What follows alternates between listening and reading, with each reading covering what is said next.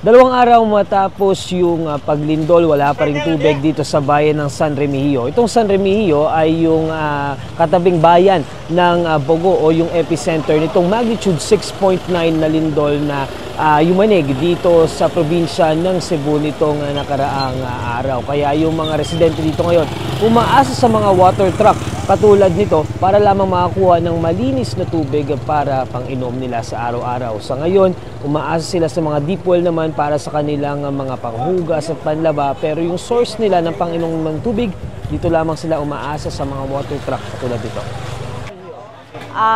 Naghirap po kami sa tubig, sa water supply, tapos yung mga pagkain din. Nakakatakot ang sitwasyon. Yung natitirang supply bago pa ng lindol.